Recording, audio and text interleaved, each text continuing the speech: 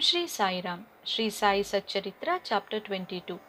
Rescues from Serpent Bites, Bala Saheb Mirikar, Bapu Saheb Booty, Amir Shankar, Hemat Pant, Baba's opinion regarding killing of serpents. Preliminary. How to meditate on Baba. No one has been able to fathom the nature or the form of the Almighty. Even the Vedas and the thousand-tongued Shesha are not able to describe it fully, but the devotees cannot but know and look at the form of the Lord, for they know that His feet are the only means of their happiness. They know no other method of attaining the supreme goal of life except meditating on the holy feet. Hemat Pant suggests an easy way of devotion and meditation as follows. As the dark fortnight of every month wears out gradually, the moon also wanes in the same degree, and on the new moon day we do not see the moon at all, nor do we get her light. Therefore, when the bright fortnight begins, people are very anxious to see the moon. On the first day the moon is not seen, and on the second day also she is not clearly visible. Then the people are asked to see the moon through an opening between the two branches of a tree. And when they begin to see through this aperture eagerly and after concentratedly, the distant small crescent of the moon comes, to their great delight, within their ken. Following this clue, let us try to see Baba's light. Look at Baba's posture. How fine it is. He is sitting with his legs folded and right leg held across the left knee. The fingers of his left hand are spread on the right foot. On the right toe are spread his two fingers, the index and the middle ones.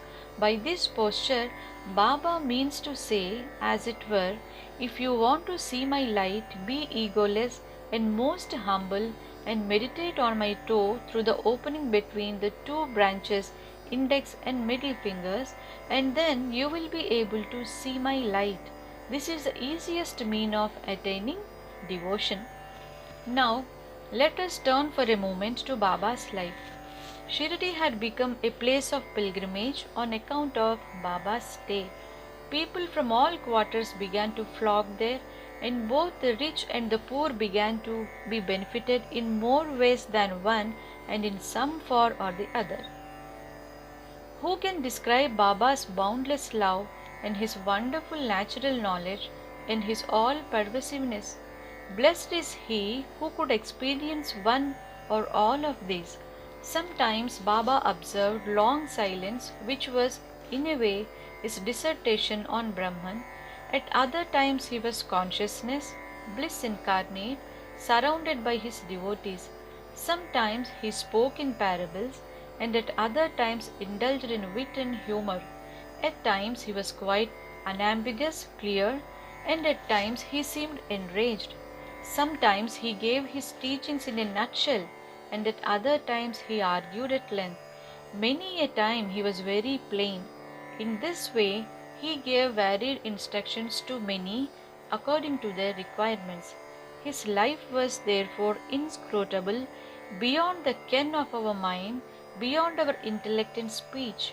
Our longing to see his face, to talk with him and hear his leelas was never satisfied. Still we were overflowing with joy.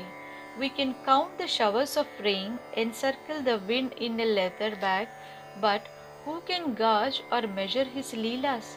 Now we deal here with one aspect of them, that is, how he anticipated or forestalled the calamities of his devotees and warned them off in time.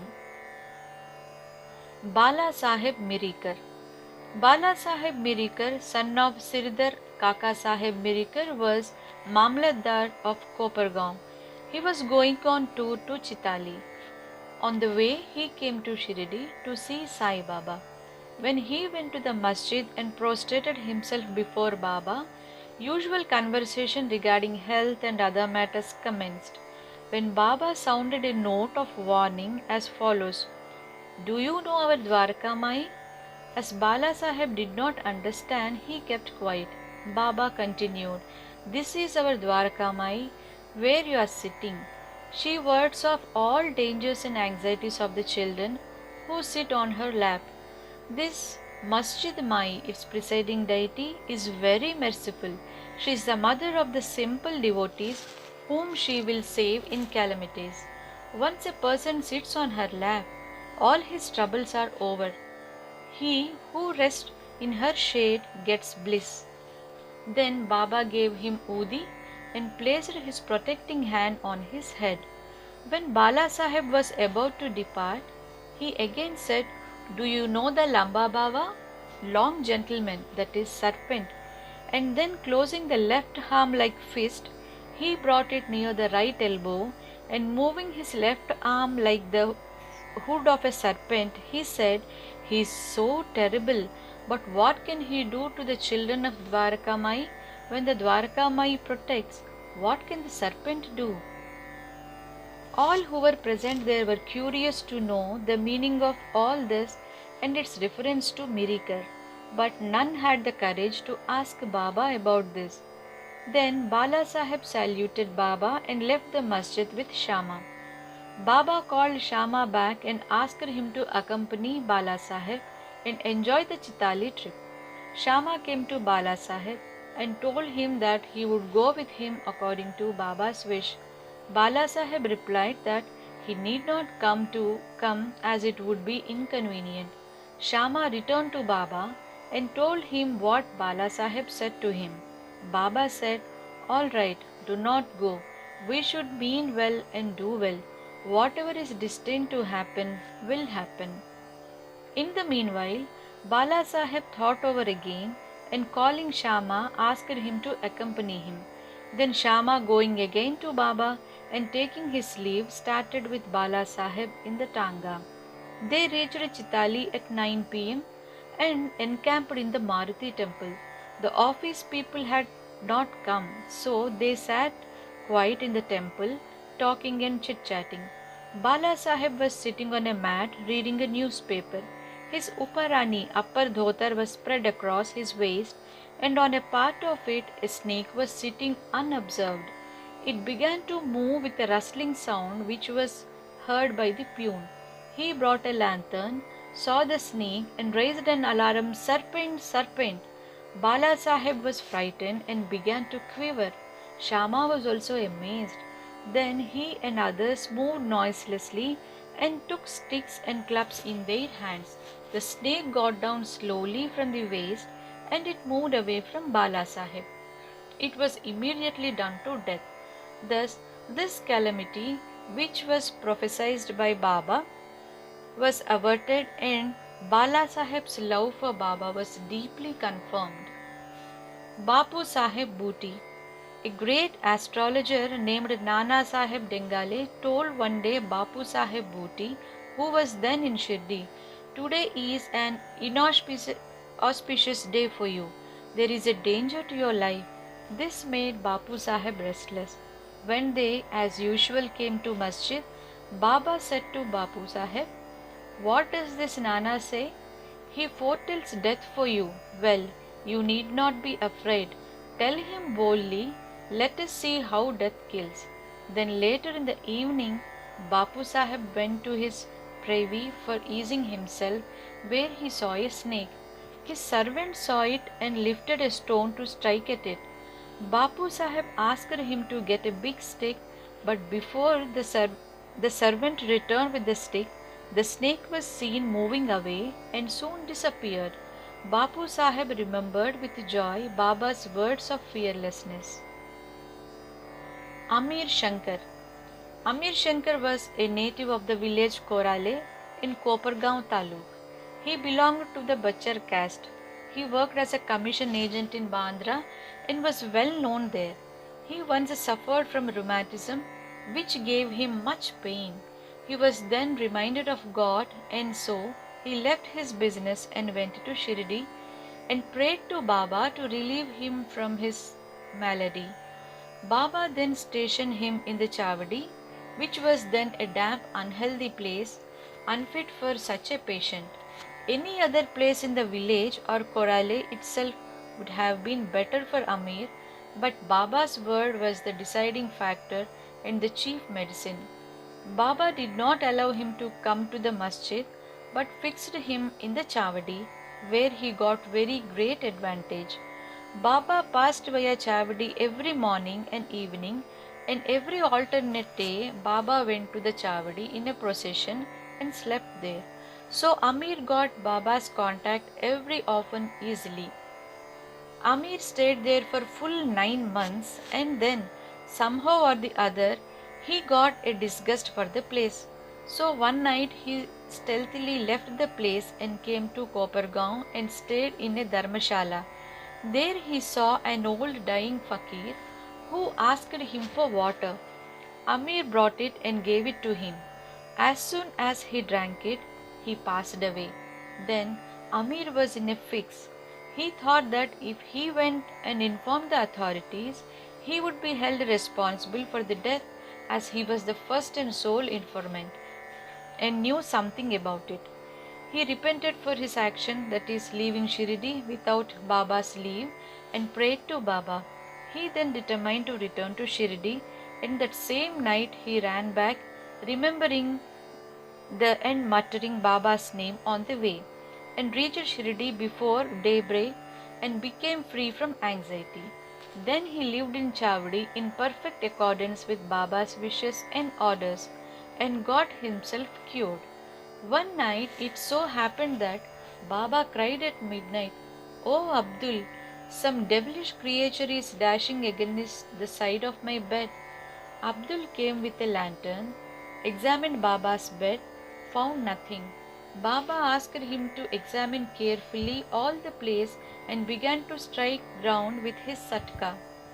Seeing this leela of Baba, Amir thought that Baba might have suspected some serpent and come there. Amir could know by close and long contacts the meaning of Baba's words and actions. Baba then saw near Amir's cushion something moving. He asked Abdul to bring in the light, and when he brought it, he saw the coil of a serpent there, moving its head up and down. Thereupon the serpent was immediately beaten to death. Thus Baba gave timely warning and saved Amir. Hemat Pant, Scorpion and Serpent.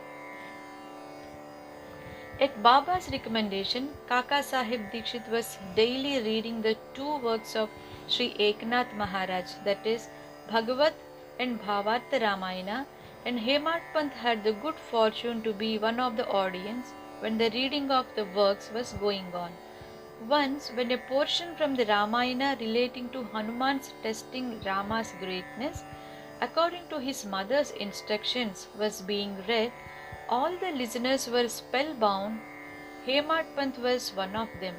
A big scorpion, none knew where it came from, jumped and sat on the right shoulder of Hemat Pant on his Uparani, upper dhotar.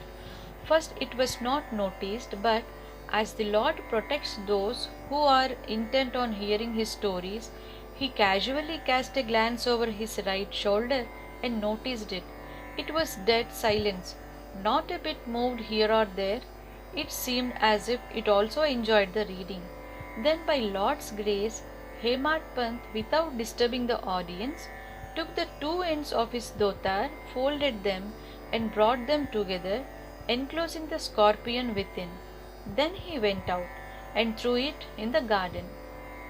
On the another occasion, some persons were sitting in the upper floor of Kaka Sahib's Vada just before nightfall, when a serpent crept through a hole in the window frame and sat coiled up. A light was brought. Though it was first dazzled, yet it sat still and only moved its head up and down. Then many persons rushed there with sticks and cudgels, but as it sat in an awkward place, no blow could be dealt. But hearing the noises of men, the serpent went out hastily through the same hole. Then all the persons are felt relieved. Baba's opinion. One devotee named Muktaram then said that it was good that the poor creature escaped. Hemat Pant challenged him, saying that serpents should better be killed. There was a hot discussion between them, the former contending that serpents and such creatures should not be killed, the latter that they should be. As night came on, the discussion came to an end, without any decision being arrived at. Next day, the question was referred to Baba, who gave his settled opinion as follows: God lives in all beings and creatures, whether they may be serpents or scorpions. He is the great whirlpooler of the world, and all beings, serpents, scorpions, etc., obey his command. Unless he will it, nobody can do any harm to others. The world is all dependent on him, and no one is independent. So we should take the pity and love all creatures, leave off adventurous fights and killings, and be patient. The Lord is the protector of all. Bow to Sri Sai, peace be to all.